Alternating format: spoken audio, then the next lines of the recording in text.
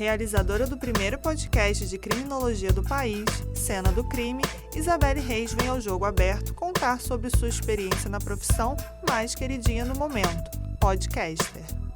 Por que falar sobre criminologia, visto que você é pioneira no nosso país?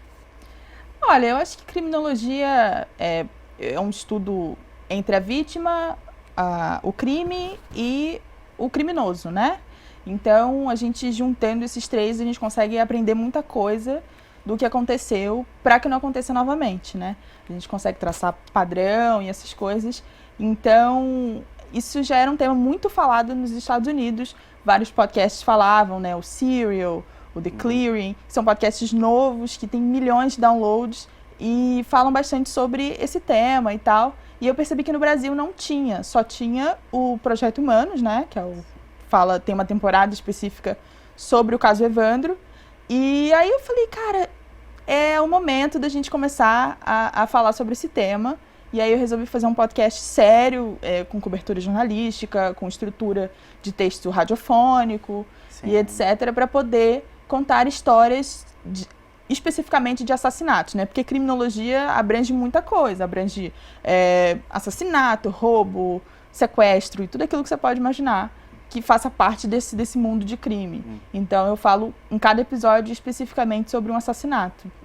E como você faz para produzir todo um podcast sozinho? Acredito que é algo muito trabalhoso, né? É muito trabalhoso mesmo. Tanto que os podcasts lá de fora, eles têm equipes de 20, 30 pessoas para fazer, às vezes, uma série de podcasts e tal. E quando a gente faz sozinho, a gente faz todas as produções. A gente pré-produz a pauta, a gente consegue o convidado, a gente consegue o local, às vezes nem sempre na nossa casa é o local que a gente pode gravar. E aí a gente edita, tem que fazer a parte de marketing, tudo é a gente que faz. Então, assim, eu comecei e ainda faço na minha casa, eu gravo na minha mesa de computador e tal, e às vezes eu tenho que procurar pauta no Arquivo Nacional, e às vezes tem que ficar horas lá, debruçado em documento, né? Exatamente. E, assim, é difícil, mas eu conheço pessoas que conseguem, e até hoje eu só consegui por causa de um grupo que se chama Mulheres Podcasters, e eu não sabia fazer coisas básicas, tipo feed, eu não sabia como montar um feed. E aí elas foram lá e me ajudaram. Então, graças a esse grupo de podcasters que querem ajudar as outras pessoas, eu comecei a fazer e ainda faço sozinha. E qual seria a principal responsabilidade que uma pessoa deve ter, no caso desse assunto, para tratar de um tema tão delicado assim? Essa é uma pergunta um pouco difícil, porque existem podcasts hoje, né, falando de Brasil, que falam de uma forma mais leve, falam de uma forma mais engraçada e tal, sobre temas muito sérios, né? O que eu já não acho tão legal. Mas tem público para isso. Então, você saber ser responsável, saber que você está falando da morte de uma pessoa, saber que você está falando sobre a vida de um profissional de perícia, um policial, né? Que gastou horas, dias, meses, anos para fazer aquele tema. E conseguir transformar aquilo ali em alguma coisa que é um espetáculo. Querendo ou não, a gente está fazendo um espetáculo em cima de uma coisa séria como um assassinato.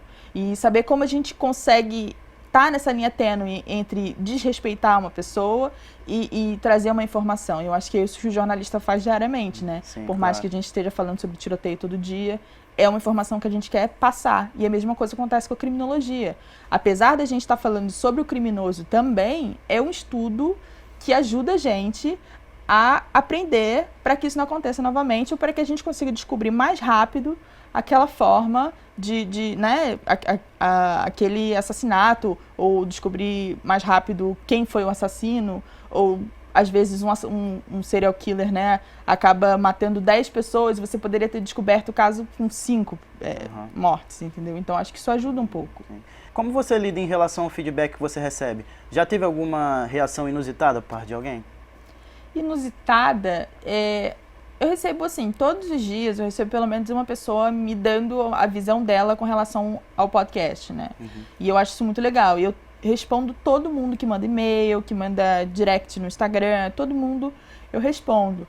Mas teve uma situação, assim, que eu sempre conto para as pessoas, que foi uma menina que veio pedir ajuda a mim, porque na escola dela tinha um menino dizendo que ia matar todo mundo. E aí ela não sabia como lidar com aquilo, ela já tinha falado com as autoridades da escola e nada disso tinha surtido efeito, né?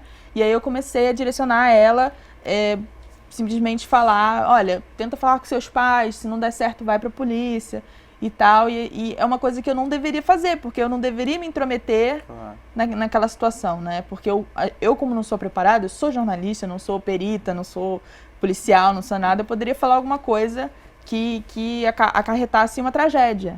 Então eu tive que tomar muito cuidado, eu conversei com outras pessoas antes de dar um feedback para a menina, entendeu? Então acho que esse é o caso mais inusitado que teve, porque, querendo ou não, é uma coisa muito séria, então as pessoas vão mandar coisas pesadas pra gente. Sim. E além de podcaster, você também há muito tempo escreve romances, né? Como conciliar esses dois gêneros? Um acaba ajudando o outro também? Sim, eu sou romancista policial. Então, eu sempre, desde criança, sempre gostei de romance policial. Né? Sherlock Holmes, sempre gostei de ler terror também. Então, uma coisa liga a outra.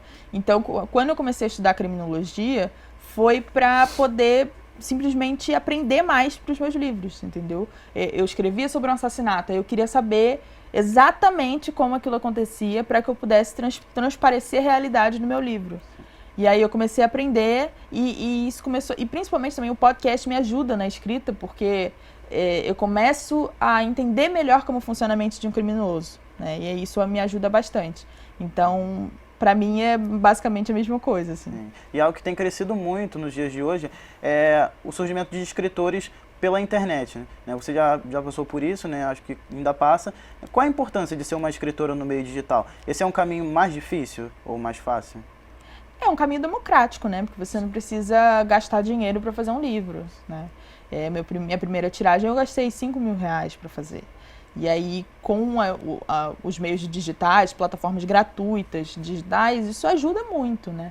Eu tenho os meus livros em plataformas digitais, tenho meus livros em plataformas físicas também, livraria e tal, mas eu acho que o digital me ajudou bastante nessa maneira de atingir um público que não pode pagar R$20, R$30 para comprar um livro, né? Às vezes ela paga R$20 de uma mensalidade para ler 30 livros de uma vez em um mês. Então isso me ajuda muito. E falando sobre os projetos futuros agora, você tem algum projeto para 2020? Eu tenho, agora, fim de novembro, acabou a primeira temporada do podcast. Foram 12 episódios, falando sobre serial killers, sobre latrocínios e tudo aquilo que você pode imaginar no Brasil e no mundo. E aí, quando eu fechei essa temporada, no mesmo dia eu comecei a produzir a segunda temporada, que começa no ano que vem, em 2020. Então, assim, a minha vida tá sendo dormir 4 horas por dia, porque eu tenho que voltar para ler documento, sabe? Sim. E é todo dia indo ao Arquivo Nacional, Instituto de Criminalística, ligando e tal. Então, assim, atualmente eu vivo pro podcast. É a única coisa que eu faço, assim, e principalmente porque as pessoas me mandam muitas mensagens do tipo, faz sobre esse caso, faz sobre esse. Aí eu já tenho minha planilha pronta.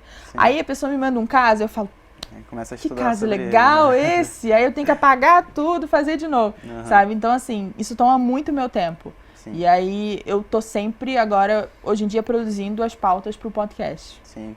Então, Isabelle, muito obrigado pela entrevista, muito obrigado pela oportunidade. Se você quiser deixar agradecimento, rede social, qualquer outro tipo de mensagem, só olhar para aquela câmera ali, o momento todo seu.